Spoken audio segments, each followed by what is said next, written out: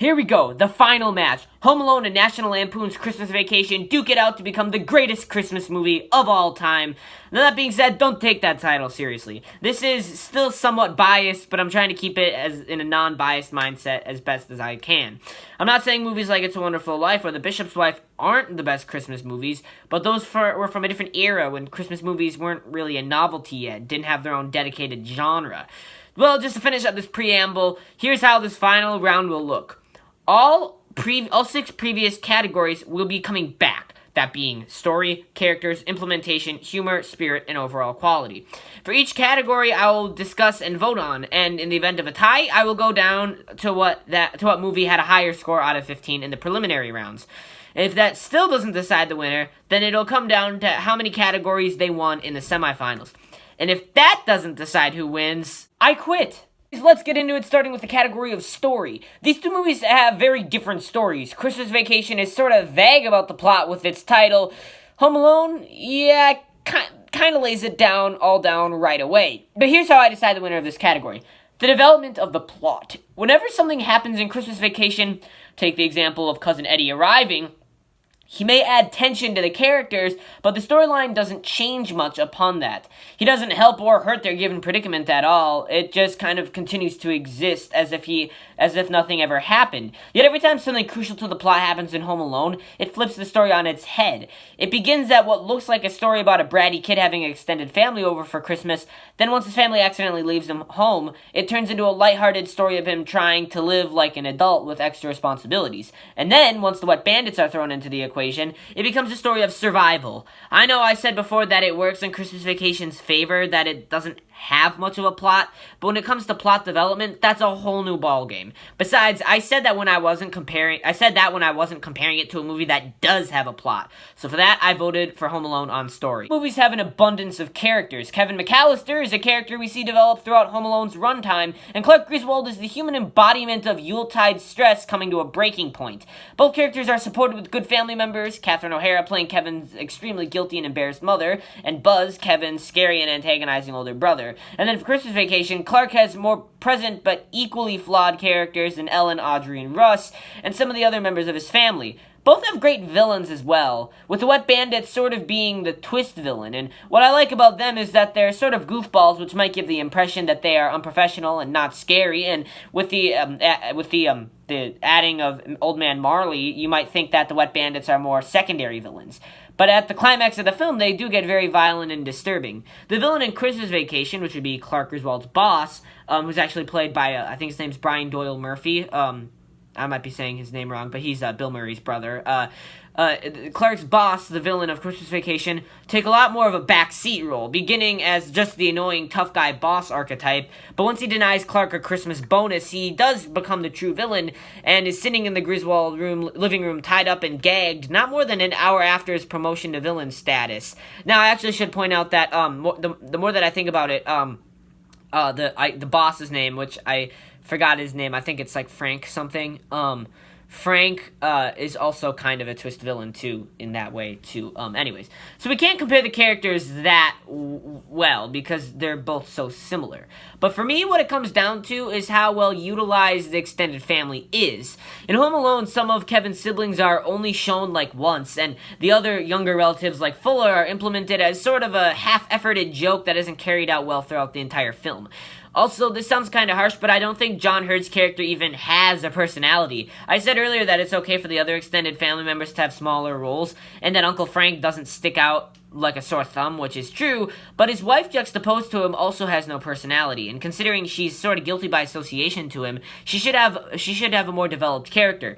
For Christmas Vacation, Clark and Ellen's parents are a mixed bag. Clark's mom is sweet, Ellen's mom is gross. Clark's dad barely speaks at all, it feels like, and Ellen's dad is a jerk. Some of these characters could have been more utilized, but for the most part, it's nice that there's some diversity in the characters. Like the other relatives, like Cousin Eddie, Aunt Beth, and Uncle Louis, are all great additions, too, that make the story even funnier. It's coming as no surprise at this point that I voted for Christmas Vacation on characters. Now for implementation. I loved how Home Alone sidelined Christmas, so to speak, but Christmas Vacation is condensed Christmas, if you ask me, and the aspects of Christmas that Christmas Vacation capitalized on are more relatable than the ones Home Alone in a small way capitalized on. This one is much easier for me. What anyone would look for in this category is how much the movie feels like a Christmas movie. And that's just what Christmas Vacation is. So I'm voting Christmas Vacation for implementation. Halfway point of the round, Christmas Vacation is leading with 2 points, and Home Alone has 1, so it's still anyone's game. Now for humor. These movies have different levels of humor, starting with physical comedy and slapstick humor. There's strong examples on both sides. The difference being most of the slapstick in Christmas Vacation is more upbeat, while the physical comedy in Home Alone is more bodily harm oriented. I'm not just talking about the booby traps either, but also like the scenes when Kevin accidentally puts aftershave on his face, stuff like that. One could argue that the physical comedy in Christmas Vacation also has some element of bodily harm, but like the scene when Clark falls off the roof, for example, he doesn't sustain any injuries or visible wounds. It might have hurt, but we don't see the equivalent of iron marks on the face or doorknob marks on the palm. While both cases of physical comedy are good, Home Alone is just a bit too dark, kind of taking away from the nuance of physical comedy. As for the verbal humor, it feels more consistent with Christmas Vacation than with Home Alone, and bonus points for the verbal humor sort of going hand in hand at times with the physical humor. I will point out that the humor levels are also different when it comes to, like, maturity. Home Alone, I believe, is rated PG, and the humor is, totally kid-friendly.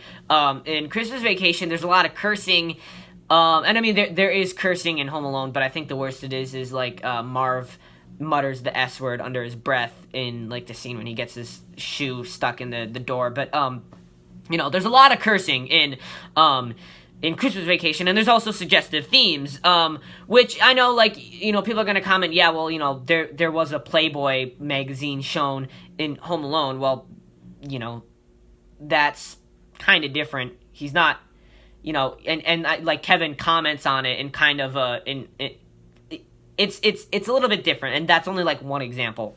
There's a lot more, dirty jokes and, not cool, well, not cool, but, like, there's a lot of dirty, suggestive stuff, more suggestive stuff in, Christmas Vacation, so that's another reason it's different. Okay, so, it is a close category. I am voting Christmas Vacation for humor, but, I just watched Home Alone again last night, actually, and I noticed that, I'm still voting for Christmas Vacation for this category, but I will point out that the church scene when Kevin talks to Old Man Marley is excellent humor-wise because it keeps, like, going back and forth between being moving and touching and kind of sad, but also, emotional because you also have, like, an inspiration of, like, facing your fears and stuff, but then it also will jump every once in a while to, like, a funny line, and so it's kind of hard to cry during that scene. Like, you want to cry when you're watching it because they're talking about sad stuff, but then there's, like, a funny line peppered into the dialogue that makes you laugh, and that's kind of brilliant, but I'm still voting Christmas Vacation for humor with that in mind. So with that, now this is actually match point for Christmas Vacation. The only way Home Alone can win is if they sweep the board going forward, and even then it would be a tie. So, Christmas spirit sort of goes hand in hand with Christmas implementation. As much as the church scene in Home Alone and some of the other scenes throughout feel like Christmas Vacation just delivers on it more. There's more Christmas objects in Christmas Vacation. Think about it. The McAllister house is barely lit with, like, holiday lights, if at all. But the Griswold house is so lit up, it's making a power crisis in suburban Chicago.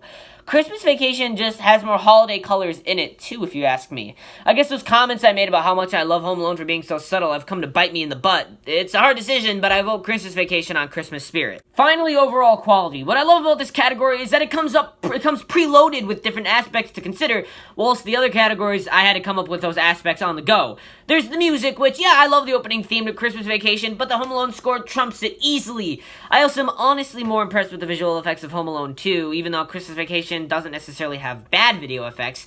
For cinematography, I don't know. Home Alone has a bit of an edge on Christmas Vacation. By and large, I vote Home Alone for overall quality. So with 4 points against 2, the winner and the greatest Christmas movie of all time is Christmas Vacation. And, y'all are gonna kill me because all this time, what y'all didn't know is Christmas Vacation is my all-time favorite Christmas movie. It's one of my favorite movies. And I kept that a secret because the viewers then would be like, "Oh, well, this is gonna be the winner." The thing though is, like, I did make this very unbiased, and I looked at it from a perspective as if I had just seen it for the first time. And I think what backs that up is technically Elf is my second favorite Christmas movie, and then Home Alone is like my third. So, that kind of goes to show that that it's not completely biased, because even though Elf is my second favorite, it only had, I think, the third highest ranked, like the third highest score in the prelims. So there's that. And so I'll get that out of the way. Next thing is, I'm gonna be uploading this on Christmas Eve, I'm filming this, you can't see my watch, but, I'm filming this, right now on Monday the 21st. So it's not actually Christmas, but we're gonna pretend it's Christmas. In the debate world, we call that fiat, let it be done, it's Christmas. So, now, I said that this would be the final episode of Everything Bagels Season 3, and I said that in the link, in the description for the last video I made, said tune in on New Year's Eve. I lied, I changed my mind. I don't think this is going to be the last video I'm going to upload. I think I might upload one more. I think it will probably be about, like, The Masked Singer, The Masked Dancer. I think I want to do, like, a video about, like, the cast of The Masked Dancer, like, the masks, talk about that. I also want to talk about, do a video on Masked Singer UK too, because they also put out the masks for those, and they look very swanky, so I want to do a video talking about those two. I know I'll probably put out the Masked Dancer one before, like, in Season 3. Masked Singer UK 2 video, that might be Season 3, might be Season 4. So basically, what it's gonna look like, and I don't think I'll put a graphic up here, but the lineup, final episode, possibly, of Season 3 will be my review of the Masked Dancer masks. Possibly one more video being the Masked Singer UK 2 video, where I talk about the masks there. If not, then that will be the first episode of, season... Oh, sorry, was I saying Season 3? I meant, this is still Season 2. Disregard that. I meant Season 2. It's gonna be Season 2 of, this is like the lineup for the rest of Season 2. Season 3 will start in January, for this channel, because it'll be my third year on YouTube. Yay! So then, but there is a chance that then Masked Singer UK 2 masks review will have to wait until the Season 3 premiere, and then after that, then I'm doing, let's see, a couple more Masked Singer videos. I'm doing, I think, the Masked Singer 4 cast ranked, and then my top 10 performances of Masked Singer 4, and then I gotta stop with Masked Singer videos. I'm not doing Months of Mask again. I did that was kind of a thing I started with, like, anytime there's going to be a new, like, season of Masked Singer, I'm gonna do a Masked Singer video for a month until the start of the next season. But I'm not gonna do that this time because in between Seasons 3 and 4, I was like, yeah, we'll have it in, like, the fall of 2020.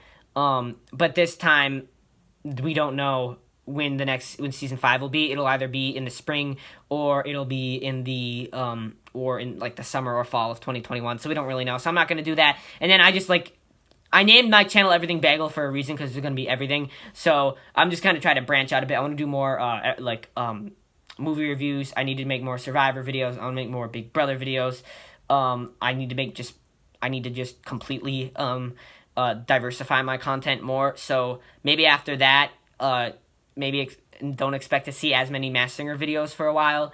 And then I also have, a Hamilton video planned, because I need to talk about that. Anyways, this video's gone on for long enough. I've had this kind of post-amble. I don't even know if that's the right word to call it. But make sure to like, comment, subscribe. And I will see you later, still sometime this year, I guess.